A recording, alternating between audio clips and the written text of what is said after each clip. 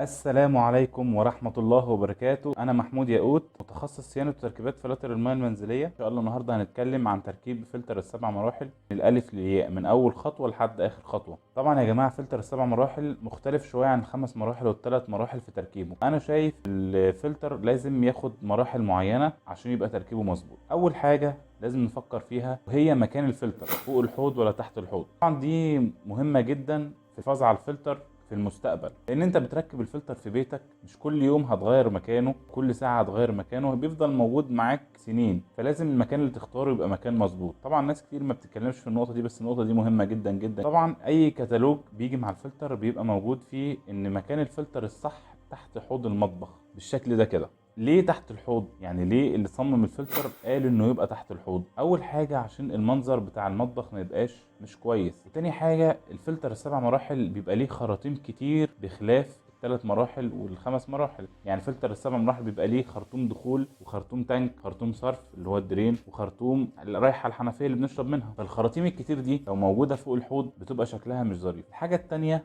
والمهمة برضو ان دايما يبقى فوق الحوض الفلتر معرض ان هو يجي عليه دهون من دهون بتاعت الطبخ اللي موجودة في المطبخ. فالاحسن للفلتر انه يبقى تحت الحوض، ولكن في اماكن بتفرض علينا او بتفرض على اللي بيركب الفلتر ان هو يتحط فوق الحوض. طبعا في الحالة دي بيبقى مضطر، ما بيبقاش بمزاجه يعني. طيب احنا بنحتاج ايه عشان نركب الفلتر؟ بنحتاج مخرج مية اللي هو بيبقى في السباكة، وبنحتاج وصلة صرف زي الصرف بتاع الغسالة الاوتوماتيك، وبنحتاج كهرباء. يبقى احنا محتاجين ثلاث حاجات: صرف ومية وكهرباء. يبقى اول نقطة عرفناها يا جماعة ان احنا نختار مكان الفلتر. طبعا مكان الفلتر لازم يبقى جنب الحاجات دي. لو هو تحت الحوض لازم يبقى مرفوع شويه عن الارض عشان لما نيجي نغير الشمعات ما يبقاش قريب من الارض، نعرف نفك الشمعات. طيب هنمشي بالخطوات واحده واحده بقى. دي اول حاجه ممكن نعملها. اول حاجه هنعملها ان احنا نوصل وصله الدخول. طبعا الدخول بتاع الميه على ثلاث اشكال. اول حاجه لو مفيش مخرج ميه غير الخلاط بتاع الحوض، في الحاله دي احنا بنستخدم وصله 3/4 بوصه عشان نوصل المحبس بتاع الفلتر. والحاله الثانيه ان بيبقى في وصله معموله للفلتر، غالبا بتبقى نص بوصه عشان خاطر نوصل فيها محبس الفلتر. والحاله الثالثه ان بيبقى في السباكه في الوصله نص بوصه دي معمول محبس